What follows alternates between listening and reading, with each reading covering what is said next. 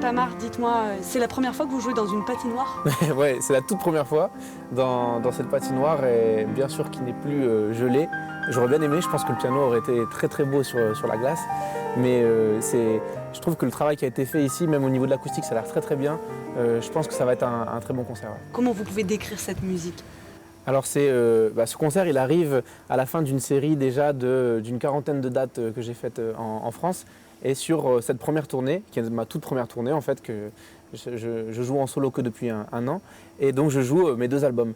Le deuxième qui a été composé pendant le confinement, le premier qui a été sorti juste avant le confinement, donc Planet Gold et Later. Et je passe de l'un à l'autre et je propose un voyage le temps du show avec une voix off qui accompagne pour plonger les spectateurs dans un voyage intérieur. À chaque fois, effectivement, c'est des sonorités très différentes qui invitent un voyage, comme vous le dites. Pourtant, c'est un festival de musique classique. Et finalement, on a l'impression qu'ils veulent casser les codes. Vous diriez que vous êtes un pianiste de musique classique. Comment vous décririez votre musique? Oui, en fait, moi j'ai appris vraiment. Je me suis fait mes doigts par Chopin, Debussy, Ravel, Rachmaninoff. Enfin, j'ai toujours appris par le classique. Je pense que du coup, il doit y avoir des restes de toutes ces influences qu'il y a dans mes compositions, mais c'est aussi plein d'influences populaires que j'ai de ma vie. Et donc, je crois que qu'est-ce que c'est que la musique classique aujourd'hui? Je ne sais pas vraiment ce que ça représente. Donc, j'ai l'impression que la musique classique, c'est celle qu'on décide être la musique classique. C'est la musique peut-être celle du piano solo, je pense que ça peut être de la musique classique parce que moi quand je joue vraiment dans les codes de la musique classique. C'est un récital de piano solo, je ne parle pas, je suis seul à mon piano et j'essaie d'emmener mon public juste par cette présence-là. Mais je pense vraiment que la musique classique, c'est ce que les gens décident. C'est les gens qui décident ce qu'est la musique classique. J'ai lu, Sofiane Pamart, que vous étiez l'artiste, le pianiste du moins, le plus streamé au monde. Oui. C'est vrai?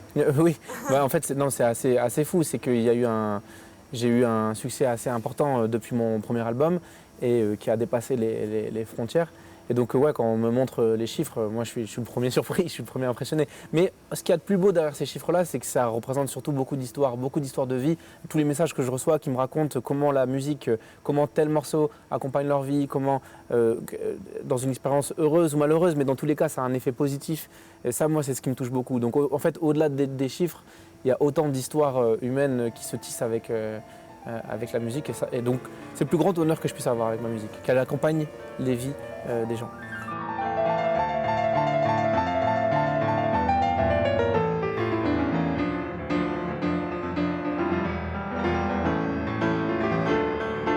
Votre objectif, c'est aussi de démocratiser la musique classique, de parler au plus grand nombre en jouant avec des rappeurs. Moi, j'essaie de faire une musique qui n'a pas d'a priori.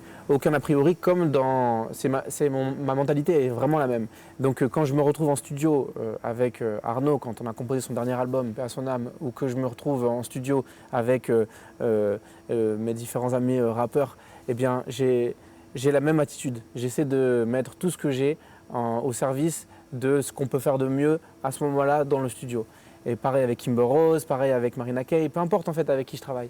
Et je pense que c'est plus cette démarche-là que je veux répandre. Une démarche sans a priori et qui, si on est curieux, eh bien, à ce moment-là, on a plein de bonnes surprises. Pourquoi vous vous faites appeler le roi du piano? Ça, c'est parce qu'en fait, j'adore un manga qui s'appelle One Piece. Et dedans, il y a le héros rêve d'être le roi des pirates. Et parce qu'il se dit ça, alors qu'au départ, il est assez maladroit et qu'en fait, il est loin de pouvoir accomplir son rêve, parce qu'il se le dit, parce qu'il se le répète, il finit par être de plus en plus fort, par trouver de plus en plus de trésors, un équipage qui fait que s'agrandir. Et je me suis dit qu'en fait, j'étais capable de faire la même chose avec mon piano. Et donc moi, de là où je viens, c'était impossible que j'ai la carrière que j'ai aujourd'hui. Et en fait, j'ai appliqué les mêmes codes. C'est-à-dire, je veux devenir le roi du piano et je le deviendrai, peu importe le prix, peu importe les efforts qu'il faut mettre. C'est quelque chose qui me tire vers le haut et qui me permet d'enfoncer des obstacles qui normalement ne sont pas évidents à détruire. C'est une revanche sociale? C'est un peu une revanche, c'est plus une revanche sur... moi je suis petit-fils de mineur, mon grand-père, son avis, il comptait pas beaucoup. C'était un avis qui devait rester silencieux pour qu'il puisse tenir dans son parcours à lui d'ouvrier. Et aujourd'hui ma voix compte beaucoup plus. Et ma seule revanche, c'est mon succès en fait. C'est juste de réussir le plus haut et le plus grand possible.